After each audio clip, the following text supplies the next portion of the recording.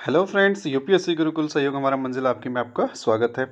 दोस्तों, आज हम लोग इस वीडियो में डिस्कस करेंगे आंग्ल मैसूर संघर्ष के बारे में, जो कि लगभग चला था। यह संघर्ष, आंग्ल मैसूर का संघर्ष जो चला था 1767 से लेकर के 1799 के बीच। तो ये बहुत ही महत्वपूर्ण हो जाता है एग्जाम पॉइंट ऑफ व्यू से। तो इसको पूरा अच्छे तरीके से हम लोग अभी डिस्कस करेंगे, बिल्कुल मैप के माध्यम से समझेंगे, पूरा कॉन्सेप्ट क्लियर हो जाएगा। बने रहिए हमारे साथ, चलते हैं आगे हम लोग इसमें डिस्कस में। दोस्तों, आंग्ल मैसूर युद्ध शुरू होने से पहले कुछ चीज़ों को क्लियर करना पड़ेगा। जो बेसिक है, बैकग्राउंड में जो चीज़ें हैं उसको थोड़ा सा हम लोग संक्षेप में बिल्कुल सही तरीके से डिस्कस करते हुए हम लोग आंग्ल मैसूर युद्ध तक पहुंचेंगे। तो सबसे पहले यहाँ पे हम लोग देख पा रहे हैं कि ये 1565 की बात है। कब की? 1565 की बात है। एक युद्ध हुआ था, तालीकोटा का युद्ध या राक्षस तंगड़ी का युद्ध। तालीकोटा का युद्ध या राक्षस तंगड़ी का युद्ध। यह युद्ध जो एक्चुअली हुआ था दोस्त, एक्चुअली इसमें देखिए, ये दक्षिण भारत में विजयनगर साम्राज्य था। ये देख लीजिए, विजयनगर साम्राज्य, ये दक्षिण भारत में विजयनगर साम्राज्य का ये क्षेत्र हुआ करता था। और उसके ऊपर में कुछ मुस्लिम क्षेत्र थे, जो मुस्लिम राजाओं का कुछ क्षेत्र था। जैसे कि यहाँ पे देख पा रहे हैं, ये है अहमदनगर का क्षेत्र। कौन वाला? ये वाला अहमदनगर का क्षेत्र है। तो ये मुस्लिम क्षेत्र, मुस्लिम शासक का क्षेत्र था, अहमदनगर का क्षेत्र। वहीं इसके ऊपर में यदि हम लोग देखेंगे तो ऊपर वाला ये देखिए, ये वाला जो क्षेत्र है, ये है आपका बरार का क्षेत्र। इसके साथ में लगा हुआ एक और क्षेत्र यहाँ पे देखिए, ये जो क्षेत्र है, ये वाला, ये आपका गोलकुंडा का क्षेत्र था। क्या था? गोलकुंडा का क्षेत्र। उसके बाद इसके साथ में यदि यहाँ पे देखेंगे तो यहाँ पे ये देख लीजिए, ये वाला क्षेत्र जो है ये बीजापुर का क्षेत्र है। ये वाला बीजापुर का क्षेत्र, ये जो हम लोग अभी ये छोटा सा देख रहे हैं। और बीच में सब इन चारों के मध्य में एक क्षेत्र था जिसका नाम है बीदर। ये वाला क्षेत्र जो है ये बीदर है, ये बीदर का क्षेत्र है। तो कहने का मतलब मेरा ये है कि दोस्तों, इसमें नीचे में दक्षिण में विजयनगर साम्राज्य जो है, ये विजयनगर साम्राज्य ये हिंदू राजाओं का क्षेत्र था। और ऊपर में 5 मुस्लिम राजाओं का क्षेत्र है, जो कि मैप में यहाँ पे आपको दिख रहा है। जिसमें कि हम लोगों ने देखा कि अहमदनगर का क्षेत्र, बीदर का क्षेत्र, वहीं बरार का क्षेत्र, गोलकुंडा का क्षेत्र और बीजापुर का क्षेत्र। अब इन पांचों राज्यों का जो है ना, इससे हिंदू राज्य जो इधर विजयनगर साम्राज्य था, इससे संघर्ष होता चला गया। अब इस संघर्ष में क्या हुआ, एक बार 1565 में फाइनली युद्ध हुआ। कई बार संघर्ष हुआ, लेकिन तालीकोटा का युद्ध 1565 में हो गया। अब इस तालीकोटा के युद्ध में क्या हुआ, इन पांचों मुस्लिम राजाओं में से एक राजा ने इसमें भाग नहीं लिया, जो कि बरार का राजा है। बरार वाला जो है वो इसमें, ये वाला बरार का जो क्षेत्र है, ये ग्रीन, ये अभी जो सर्कल कर रहा है, ये बरार का क्षेत्र इस युद्ध में, तालीकोटा के युद्ध में, राक्षस तंगड़ी के युद्ध में भाग नहीं लिया। तो इसमें क्वेश्चन भी कई बार पूछा गया है कि राक्षस तंगड़ी का युद्ध जो 1565 ईस्वी में हुआ था, या तालीकोटा का युद्ध जो 1565 ईस्वी में हुआ था, उसमें कौन इसमें भाग नहीं लिया था? तो बरार इसमें भाग नहीं लिया था। अन्य जो है अहमदनगर, बीजापुर, गोलकुंडा और ये बीदर, ये चारों इसमें भाग लिए थे। और ये संघर्ष हुआ था विजयनगर साम्राज्य से। तो इस संघर्ष में पूर्णतः विजयनगर साम्राज्य का जो है ये पतन हो गया। अब ये क्यों मैं बताया, क्योंकि ये विजयनगर साम्राज्य पतन होने के बाद ही ये दक्षिण भारत में कुछ राजाओं का नया क्षेत्र वहाँ पे बना था, जिसके बारे में अभी हम लोग डिस्कस करें, जिसमें एक मैसूर भी बना था। तो आगे चलिए हम लोग देखते हैं। अब इसमें क्या है कि इसमें आप देख लीजिए मैप में कि मैं जो तालीकोटा का युद्ध हुआ 1565 में, तो उसमें मुख्य रूप से 3 राजाओं का क्षेत्र बना। यहाँ पे पहला देख लेते हैं कि एक हैदराबाद का क्षेत्र बना। विजयनगर साम्राज्य जब खत्म हुआ तो उसके बाद तालीकोटा के युद्ध के बाद ये हैदराबाद का एक क्षेत्र बना, जो कि यहाँ पे ये दिख पा रहा है, ये वाला हैदराबाद का क्षेत्र। उसके बाद दूसरा एक कर्नाटक का क्षेत्र बना। एक चीज़ ध्यान रखें, कर्नाटक शुरू में इधर कोरोमंडल के तट पे था, तमिलनाडु की तरफ, ये वाला क्षेत्र। तो एक कर्नाटक का क्षेत्र बना। दो राजा का क्षेत्र बना। और यहाँ पे तीसरा बना मैसूर का क्षेत्र, जिसके बारे में हम लोग को अभी स्टडी करना है।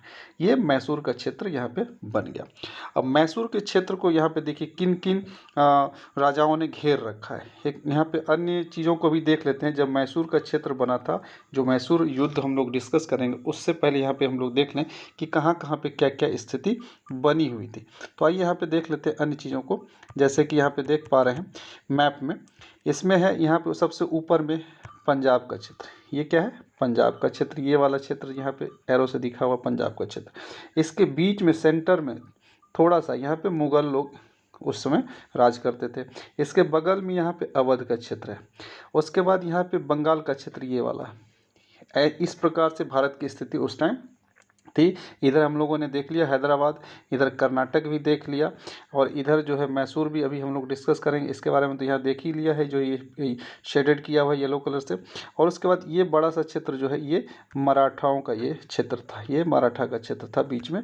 और छोटा सा हमेशा से त्रावणकोर जो है यहाँ पे, ये छोटा सा केरल के क्षेत्र में त्रावणकोर का ये क्षेत्र बना रहता था। एक स्वतंत्र राजा हुआ करते थे। तो इस प्रकार से मैसूर युद्ध से पहले मैसूर जब बना उस समय क्या क्या स्थिति थी, मैप में यहाँ पे स्पष्ट क्लियर हो गया होगा। अब ये मैप जब माइंड में बैठ जाता है तो उसके बाद अन्य चीज़ों को डिस्कस करने में आसान हो जाता है।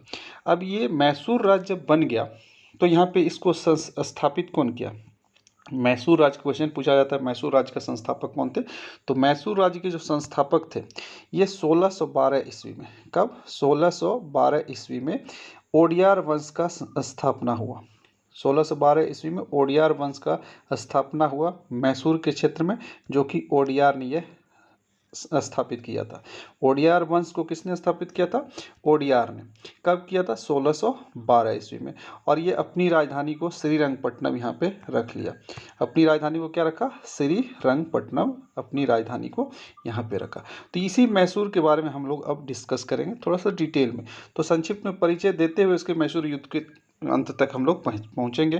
तो नेक्स्ट चलते आगे हम लोग देख लेते हैं इस क्षेत्र को क्लियर करने के बाद आपके पास क्या बचता है कि इसमें जो राजा मैसूर स्थापित हुआ तो उसमें कैसे कैसे राजा बने और कैसे कैसे यहाँ पे हैदर अली और टीपू सुल्तान का रोल रहता है। तो इसको एक बार थोड़ा सा समझ लेते हैं। देखिए ओडियार वंश जब स्थापित हुआ तो ओडियार वंश स्थापित होने के बाद क्या हुआ? सबसे पहला राजा तो ओडियार थे।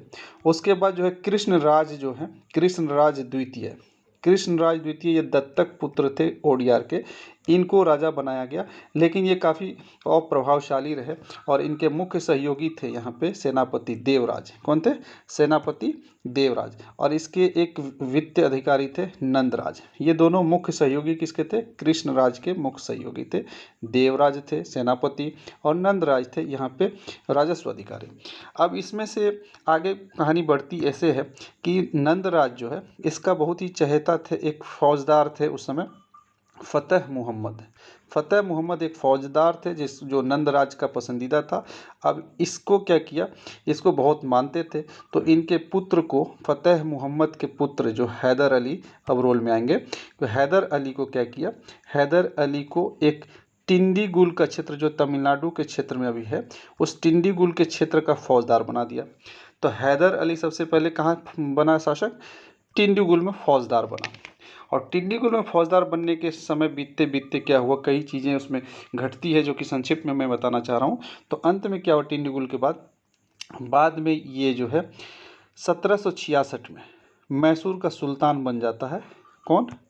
हैदर अली मैसूर का सुल्तान। पहले तो टिंडीगुल का जो ये फौजदार बना, उसके बाद 1766 में मैसूर का सुल्तान बन जाता है। क्यों बन जाता है मैसूर का सुल्तान? क्योंकि कृष्णराज की मृत्यु हो जाती है। कृष्णराज द्वितीय की मृत्यु 1766 में जब हो जाती है तो हैदर अली टिंडीगुल के बाद क्या होता है? ये बन जाता है मैसूर का सुल्तान। और ये सुल्तान की उपाधि सबसे पहले हैदर अली ने 1765 में लिया था। कब लिया था? 1766 में। तो हैदर अली का कहानी कैसे हुआ? कृष्णराज के बाद फतेह मोहम्मद इनके पिताजी। अब फतेह मोहम्मद के बाद क्या है? यहाँ पे हैदर अली जो है फिर टिंडीगुल का राजा बन जाते हैं, फौजदार बन जाते हैं। और उसके बाद अंततः लास्ट में मैसूर का ये सुल्तान बनते हैं। फर्स्ट सुल्तान और जो बनता है दक्षिण भारत का वो हैदर अली, और वह 1766 में, जब कृष्णराज द्वितीय की मृत्यु 1766 में हो जाती है। अब इनके सुल्तान बनते ही कई क्षेत्र में, जो हम लोगों ने देखा मैप में, उसके आसपास के क्षेत्रों से इनका कई बार संघर्ष होता रहा, जिसमें कि मराठा से मुख्य रूप से संघर्ष लगातार चलता रहता था। तो मराठा से संघर्ष बढ़ने के बाद ये बातें आगे तक चली, जो कि लास्ट में आंग्ल मैसूर युद्ध का भी यहाँ पे वर्णन करना पड़ेगा हम लोगों को। तो आगे चलते हैं, इसमें कैसे संघर्ष होता है और क्यों संघर्ष होता है उसके बारे में एक बार देख लेते हैं। एक्चुअली संघर्ष मराठा से होने के बाद क्या होता है, अंग्रेज इसमें ब्रिटिश रोल में आते हैं। ब्रिटिश क्या देखते हैं कि कर्नाटक का क्षेत्र जो है, मैसूर का क्षेत्र वर्तमान में अभी जो है, उस मैसूर के क्षेत्र में काफ़ी मसाला का उपज होता था। तो ये मसाला का जो क्षेत्र है, इसी को लेकर के ब्रिटिश को लोभ हुआ और इसको जीतना वो चाहते थे। अंग्रेज इसको, मैसूर को, मसाला वाला क्षेत्र को जीतना चाहते थे। इसी को लेकर के ब्रिटिश अपना इंटरेस्ट मैसूर की तरफ लाए, और इसी का परिणाम अंततः कई कारणों से 4 आंग्ल मैसूर युद्ध लड़े गए। मसाला के क्षेत्र से संघर्ष शुरू हुआ, लेकिन अंततः कई और कारण होते गए और 4 आंग्ल मैसूर युद्ध हुए। तो कितने आंग्ल मैसूर युद्ध हुए? 4। अब इसमें क्या हुआ, जब ब्रिटिश इसमें इंटरेस्ट लिया तो इसने सबसे पहले मैसूर के कुछ जो पड़ोसी थे या दुश्मन थे उनको अपने पक्ष में किया और एक गुट बनाया, जिसको कहा जाता है त्रिगुट। ये त्रिगुट बनाया ब्रिटिश एक तरफ से मराठा और एक तरफ से हैदराबाद। इन तीनों ने मिलकर मैसूर पे हमला करना चाहा।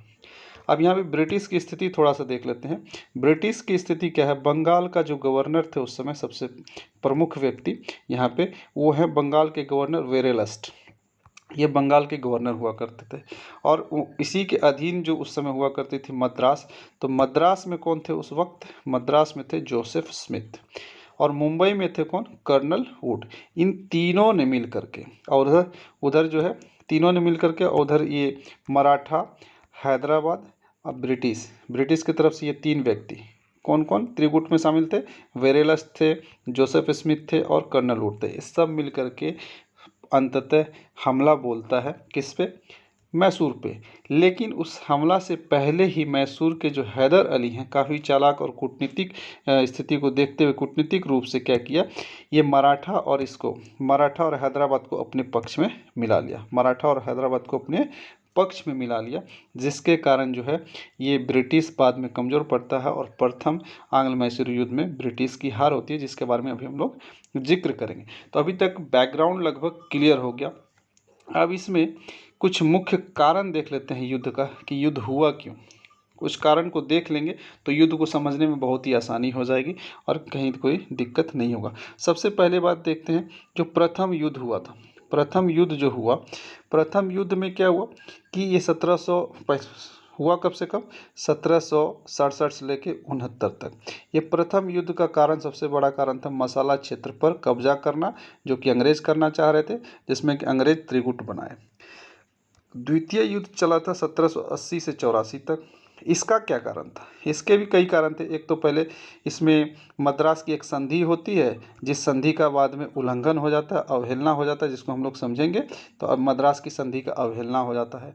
अमेरिकी क्रांति उधर चलती रहती है अमेरिका में, जो कि ब्रिटिश का गुलाम था। तो अमेरिकी क्रांति के कारण क्या होता है, यहाँ जो है फ्रांस और इंग्लैंड में संघर्ष चलता रहता है। कि अमेरिका में जब क्रांति चल रही थी तो क्या हुआ, फ्रांस उसको सपोर्ट कर रही थी, और यहाँ पे भारत में फ्रांस और इंग्लैंड दोनों यहाँ पे उपस्थित थे। अब ये दोनों उपस्थित होने के कारण इन दोनों में क्या हुआ, संघर्ष शुरू हो गया, फ्रांस और इंग्लैंड में। अब फ्रांस इंग्लैंड में जब संघर्ष हुआ तो यहाँ पे फ्रांस का पसंदीदा था कौन? मैसूर। तो मैसूर को भी इसमें इन्वॉल्व होना पड़ा। और लास्ट में क्या हुआ, माहे कोठी थी फ्रांस की, माहे में, केरल के तरफ एक क्षेत्र है माहे, उस माहे में फ्रांस की कोठी थी, उस कोठी पर अंग्रेजों ने हमला कर दिया। तो दूसरे युद्ध का कारण क्या क्या था? दूसरे युद्ध का मुख्य कारण था कि मद्रास की संधि का उल्लंघन और अमेरिकी क्रांति में इन्वॉल्वमेंट फ्रांस का, और माहे पर अंग्रेजों का हमला। ये 3 मुख्य कारण थे जो द्वितीय आंग्ल मैसूर युद्ध का कारण बना। तृतीय में भी देख लेते हैं। जो 1790 से 92 तक चला था।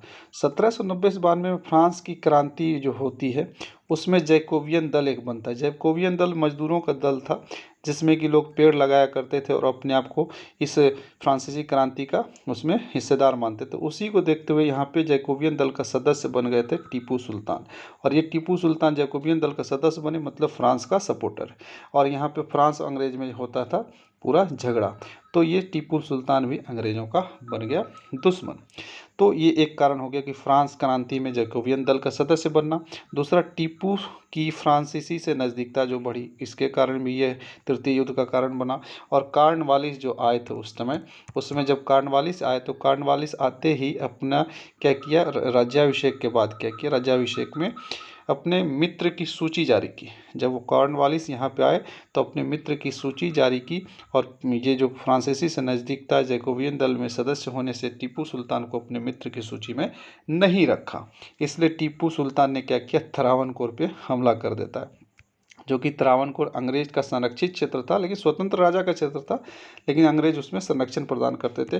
तो टीपू सुल्तान देखा कि हमारी सूची में नाम ही नहीं है, तो इन्होंने क्या किया, टीपू सुल्तान ने त्रावणकोर पे हमला कर दिया। तो तृतीय युद्ध का 3 कारण, फ्रांसीसी से नज़दीकता, जैकोबियन दल में शामिल होना और टीपू के द्वारा त्रावणकोर पे हमला, ये मुख्य 3 कारण थे।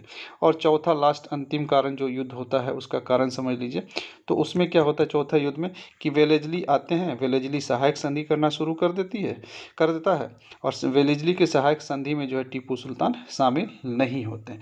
इन कई कारणों से ये युद्ध आगे बढ़ता है। तब सीधा डायरेक्ट हम लोग जाते हैं युद्ध पे, जिससे क्वेश्चंस लगातार बनते रहते हैं। तो यहाँ पे देख लीजिए सबसे पहले कि इस युद्ध में किनका किनका इन्वॉल्वमेंट था।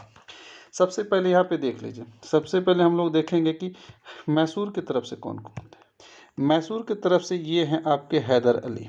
कौन है, हैदर अली। और ये है टीपू सुल्तान। एक हैदर अली और ये टीपू सुल्तान, इन्हीं दोनों का एक पिता और पुत्र थे, इन्हीं दोनों का मुख्य रोल इसमें है।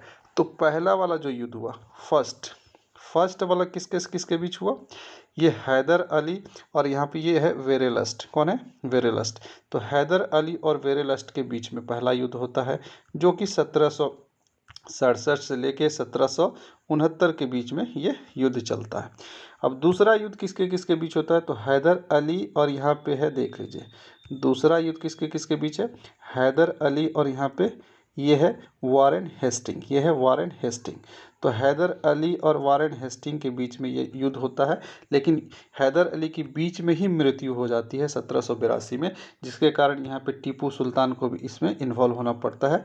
तो मतलब यहाँ पे एक नोटिस करेंगे आप कि हैदर अली और टीपू सुल्तान दोनों जो है संघर्ष किसके साथ किया, वारेन हेस्टिंग के साथ। तो क्वेश्चंस पूछा जाएगा कि वह कौन वायसराय या वह कौन गवर्नर था जिस आंग्ल मैसूर युद्ध में, जिसमें कि दोनों पिता और पुत्र से संघर्ष किया था। तो ये संघर्ष में कौन थे, वारेन हेस्टिंग। और इसके बाद तृतीय युद्ध में यहाँ पे देख लीजिए, तृतीय युद्ध में कौन था, तृतीय युद्ध में ये आ जाते हैं टीपू सुल्तान रोल में। टीपू सुल्तान जो है तृतीय युद्ध में रोल में आते हैं। और अंग्रेज के तरफ से यहाँ पे हैं कार्नवालिस। टीपू सुल्तान और कार्नवालिस के बीच में यह तृतीय युद्ध लड़ा जाता है। और चतुर्थ युद्ध जो है मुख्य रूप से लड़ा जाता है ये टीपू सुल्तान और यहाँ पे हो जाते हैं ये वेलेजली। कौन है, वेलेजली, ये हैं वेलेजली, ये वेलेजली हैं और यहाँ पे टीपू सुल्तान।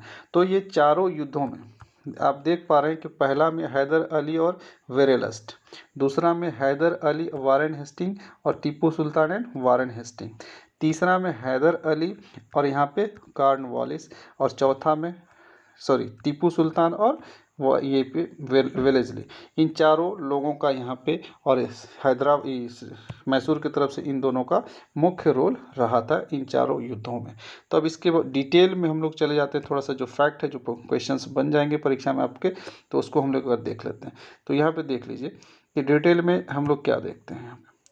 सबसे पहली बात तो आंग्ल मैसूर युद्ध की हम लोग बात कर रहे हैं। तो आंग्ल मैसूर युद्ध की जो बात कर रहे हैं तो ये हुआ कब, टोटल हुआ इसमें 4। तो पहला वाला 1767 से 69 के बीच में, जिसमें हम लोगों ने देखा वेरेलस्ट और हैदर अली, जिसमें हैदर अली की जीत हो जाती है। और यह पहला सुल्तान था जो दक्षिण भारत का पहला सुल्तान या राजा था जो अंग्रेज़ों को हराता, हैदर अली। हैदर अली जीतने के बाद फिर इसमें एक संधि होती है जिसको कहा जाता है मद्रास की संधि।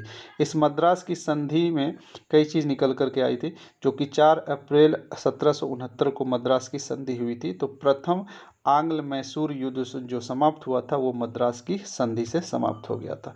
इसकी संधि में क्या बातें निकल करके आई? पहला तो ये हैदर अली मित्र बन गया अंग्रेजों का, ये तय हुआ। और एक दूसरे का जो विजित क्षेत्र था, एक दूसरे ने जो जीता था एक दूसरे का क्षेत्र, वो वापस कर दिया और अंग्रेज और हैदर अली मित्र हो गए। और उसमें यह तय हुआ कि अभी आगे कभी भी यदि अंग्रेज पे या हैदर अली पे कोई हमला करता है तो अंग्रेज उसका साथ देंगे। लेकिन इसमें यह एक घटना घटती है 1771 में। 1771 में क्या होता है, मराठा ने ये मैसूर पे मतलब हैदर अली पे हमला कर देता है। ये हमला में क्या होता है कि अंग्रेज इसका मैसूर का साथ नहीं देते हैं, तो ये हो जाता है मद्रास की संधि का उल्लंघन। तो ये मद्रास की जो संधि का उल्लंघन होता है, यही कारण बन जाता है ये आंग्ल मैसूर युद्ध सेकेंड का कारण। जो मद्रास की संधि का उल्लंघन हुआ, अंग्रेज मैसूर का साथ नहीं दिया, हैदर अली का साथ नहीं दिया, यही एक कारण मुख्य बन जाता है सेकेंड आंग्ल मैसूर युद्ध का। तो सेकेंड आंग्ल मैसूर युद्ध में क्या क्या हुआ इसके बारे में हम लोग देख लेते हैं, मुख्य चीज़ें क्या क्या थी। तो इसके बारे में यहाँ पे देख लीजिए, सेकेंड आंग्ल मैसूर युद्ध के बारे में। इसमें क्या है, सेकेंड आंग्ल मैसूर युद्ध 1780 से 84 के बीच में होता है। 1780 से 84 के बीच में कौन कौन यहाँ पे रहते हैं, अंग्रेज की तरफ से रहते हैं वॉरेन हेस्टिंग, जो कि हम लोगों ने देखा अभी पिक्चर में। और यहाँ पे हैदर अली और साथ में टीपू सुल्तान, क्योंकि हैदर अली का बीच में ही 1782 में मृत्यु हो जाती है। और 1782 में मृत्यु होने के कारण टीपू को इसमें इन्वॉल्व होना पड़ता है और टीपू सुल्तान फिर वॉरेन हेस्टिंग से संघर्ष करता है। फिर बीच में एक मद्रास के गवर्नर थे मैकाटर्नी क्या किए, समझौता कर लिए, संधि कर लिए, किससे, टीपू सुल्तान से। और इस संधि का नाम पड़ा क्या, मंगलोर की संधि। मंगलोर की संधि 1784 में मैकाटर्नी और टीपू के बीच होता है, जो कि मैकाटर्नी मद्रास के गवर्नर थे। तो ये मैकाटर्नी और टीपू के बीच जो मंगलोर की संधि हुई, यह संधि आंग्ल मैसूर युद्ध द्वितीय का अंत करवाता है, मतलब समाप्त होता है। इसमें एक मुख्य बात नोट करके रखेंगे, क्या कि एक तो पहला विजित क्षेत्र जो एक दूसरे का हुआ वापस कर दिया और एक दूसरे का पुनः सहयोग में लग गए, ऐसा तय हुआ। लेकिन नोट यहाँ पे एक चीज़ ध्यान रखेंगे कि जो द्वितीय आंग्ल मैसूर युद्ध चल रहा था, द्वितीय आंग्ल मैसूर युद्ध में क्या हुआ, उस युद्ध में एक घटना घटी थी 1 जुलाई 1781 को। 1 जुलाई 1781 में क्या हुआ, पोर्टो नोवा का युद्ध हुआ। क्या हुआ, पोर्टो नोवा का युद्ध। इस पोर्टो नोवा के युद्ध में हैदर अली की हार हो जाती है, किससे, आयरकुट से। मतलब आंग्ल मैसूर युद्ध द्वितीय में मुख्य रूप से यहाँ पे आयरकुट आते हैं युद्ध करने के लिए, लेकिन यहाँ पे गवर्नर कौन है, वॉरेन हेस्टिंग। तो हैदर अली की जो हार हो जाती है यहाँ पे, तो इससे हैदर अली को सदमा लगता है और 1 साल बाद 1782 में हैदर अली की मौत हो जाती है, मृत्यु हो जाती है, जिसके कारण फिर टीपू सुल्तान को सेकेंड आंग्ल मैसूर युद्ध में इन्वॉल्व होना पड़ता है। और अंततः ये क्या कर लेते हैं, संधि कर लेते हैं। संधि में क्या होता है, मैकाटर्नी और टीपू के बीच संधि, मैंगलोर की संधि। मतलब फर्स्ट आंग्ल मैसूर युद्ध में मद्रास की संधि, सेकेंड आंग्ल मैसूर युद्ध में किसका होता है, मैंगलोर की संधि। अब तृतीय युद्ध की तरफ हम लोग चलते हैं, जो इसके बारे में फैक्ट है उसको हम लोग देख लेते हैं। तृतीय युद्ध में क्या हुआ, 1790 से 92 के बीच में चला था। और इसमें फिर त्रिगुट बना था। त्रिगुट कौन कौन, हैदराबाद, मराठा और अंग्रेज। तो 1790 से 92 में कौन आए थे अंग्रेज की तरफ से, कॉर्नवालिस। यहाँ पे उस समय बंगाल का गवर्नर जनरल थे कॉर्नवालिस, और टीपू सुल्तान इसमें इन्वॉल्व हुए थे। तो इसमें कॉर्नवालिस मतलब अंग्रेज की जीत होती है, टीपू सुल्तान की हार हो जाती है। लेकिन इसमें फिर एक संधि के तहत इन चीज़ों को सुलझाया जाता है, जो कि मार्च 1792 में होता है। कब होता है, मार्च 1792 में, जिसे कहा जाता है श्रीरंगपट्टनम की संधि। तो श्रीरंगपट्टनम की संधि से तृतीय आंग्ल मैसूर युद्ध की समाप्ति होती है। लेकिन इसमें बहुत ही महत्वपूर्ण बातें निकल करके आती है, जिससे क्वेश्चंस लगातार बनते रहते हैं। इसको भी आप यहाँ पे देख लेंगे, क्या महत्वपूर्ण बातें थी वो महत्वपूर्ण बातें यहाँ पे क्या हुआ कि सबसे पहले तो टीपू जो है अपना आधा साम्राज्य खो देता है। तृतीय आंग्ल मैसूर युद्ध में टीपू सुल्तान अपने साम्राज्य का आधा हिस्सा अंग्रेजों को दे देता है, उसको खोना पड़ता है। साथ साथ मालाबार का भी क्षेत्र और टिंडीगुल का भी क्षेत्र, उसको भी ये हार जाता है। टिंडीगुल वही टिंडीगुल तमिलनाडु वाला जिसका कि फौजदार बने थे हैदर अली। तो मालाबार, टिंडीगुल और टीपू अपना आधा साम्राज्य, इन तीनों चीज़ों को खो देता है और इस पे एक जुर्माना लगाया जाता है, 3 करोड़ रुपये का जुर्माना। टीपू सुल्तान पे 3 करोड़ रुपये का जुर्माना तृतीय आंग्ल मैसूर युद्ध में लगाया जाता है। और साथ ही साथ इसमें जो कि त्रिगुट बना था, तो त्रिगुट में कौन कौन थे? मराठा थे, हैदराबाद थे। इन मराठा और हैदराबाद को थोड़ा थोड़ा क्षेत्र दे दिया और खुश कर दिया। और कॉर्नवालिस ने कहा था अपने साथियों को बहुत कम देते हुए भी अपने दुश्मन को हराया था। तो ये तृतीय आंग्ल मैसूर युद्ध में कॉर्नवालिस का मुख्य रोल था, जिसमें कि टीपू अपना आधा साम्राज्य खो दिया था। अब इसमें लास्ट में आंग्ल मैसूर युद्ध फोर्थ बच जाता है, इसको भी देख लेते हैं। तो फोर्थ 1799 में मात्र होता है और 1799 में आ जाते हैं वेलेस्ली, बंगाल का गवर्नर जनरल। वेलेस्ली का संघर्ष होता है टीपू सुल्तान से और टीपू सुल्तान की इसमें मृत्यु हो जाती है 4 मई 1799 को। 4 मई 1799 को टीपू सुल्तान की मृत्यु हो जाती है चौथे आंग्ल मैसूर युद्ध में। उसके बाद इसका एक बेटा रहता है 3 साल का, कृष्णराज इसका नाम होता है, मात्र 3 साल का है। और ये कृष्णराज को क्या करता है, उसके अंगूठा का जो है चिन्ह ले लेता है अपने सहायक संधि पे। कौन? वेलेस्ली। क्योंकि वेलेस्ली आए थे और सहायक संधि करना शुरू कर दिया था 1798 से ही। तो 1798 से शुरू किया, तो उसी क्रम में जब ये युद्ध हुआ 1799 में ख़त्म हो गया फोर्थ आंग्ल मैसूर युद्ध, तो यहाँ पे टीपू सुल्तान की मृत्यु हो गई। तो वेलेस्ली ने क्या कि उसके पुत्र 3 वर्षीय पुत्र से अंगूठे का निशान ले लिया सहायक संधि वाले उस पेपर पे, और सहायक संधि के माध्यम से मई 1899 में पूर्णतः मैसूर साम्राज्य अंग्रेज़ों के अधीन हो जाता है। ये क्वेश्चन पूछा जाता है कि अंग्रेज़ों का अधीन कब हुआ मैसूर? मई 1899 में पूर्णतः मैसूर पे अंग्रेज़ों का कब्जा हो जाता है। तो इन शॉर्ट यहाँ पे एक बात कर देते हैं फटाक से कि पहला युद्ध जो हुआ आंग्ल मैसूर युद्ध, उसमें मद्रास की संधि होती है। दूसरा आंग्ल मैसूर युद्ध में मैंगलोर की संधि होती है। तीसरा आंग्ल मैसूर युद्ध में श्रीरंगपट्टनम की संधि होती है और चौथा में सहायक संधि। तो इन चीज़ों को याद रखेंगे आप। महत्वपूर्ण, अपना आधा साम्राज्य टीपू सुल्तान किस में खोया था? तृतीय आंग्ल मैसूर युद्ध में। तो ये बहुत ही महत्वपूर्ण हो जाता है, यहाँ से कई क्वेश्चंस बनते हैं, तो इसको ध्यान में रखेंगे। और अंत में छोटा सा और इसमें जो बात है उसको देख लेते हैं, जो कि मुख्य विशेषता थी टीपू और हैदर अली की। तो ये टॉपिक लगभग कंप्लीट हो जाएगा, जिससे आपके कोई क्वेश्चंस लगभग नहीं छूटने चाहिए, और कुछ बचेंगे भी तो उसको ऑब्जेक्टिव से हम लोग प्रैक्टिस करवा देंगे। तो यहाँ पे देखिए लास्ट में क्या है, हैदर अली। हैदर अली की विशेषता क्या थी? ये पहला सुल्तान बना था मैसूर का, पहला सुल्तान, दक्षिण भारत का पहला सुल्तान कौन बना? मैसूर का हैदर अली। और फर्स्ट भारतीय था जो कि रॉकेट का प्रयोग किया था, मतलब तोप का प्रयोग किया था। पहला भारतीय हैदर अली थे जो कि रॉकेट का प्रयोग किया और या तोप का प्रयोग किया था। लेकिन इनका जो रॉकेट था, इनका रॉकेट था बांस की लकड़ी का। क्या था इनका रॉकेट? इनका रॉकेट था बांस की लकड़ी का। तो हैदर अली रॉकेट का प्रयोग किया था, लेकिन ये बांस की लकड़ी का था।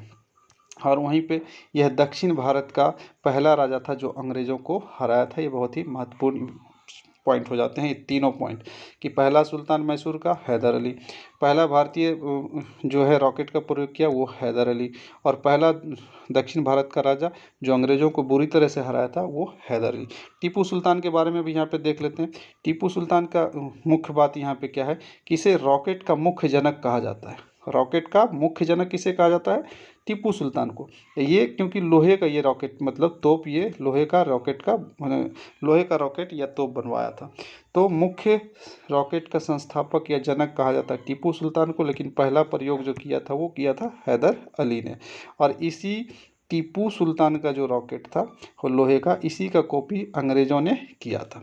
तो ये बहुत ही महत्वपूर्ण पॉइंट आपके बीच यहाँ पे थे, जिसको कि हमें डिस्कस करना था। और ये थोड़ा सा वीडियो लंबा हो गया, बट बहुत ही महत्वपूर्ण और अच्छे तरीके से सब चीज़ों को कवर कर दिया गया। बस आप इसमें ऑब्जेक्टिव प्रैक्टिस करते रहेंगे। आज की वीडियो में बस इतना ही। बहुत बहुत धन्यवाद। आगे मिलते हैं आपको अगले वीडियो के साथ, और कुछ ही और महत्वपूर्ण युद्ध रह गए हैं, जिसके बाद हम लोग आगे नेक्स्ट टॉपिक पे मूव करेंगे। बहुत बहुत धन्यवाद। जय हिंद, जय भारत, वंदे मातरम।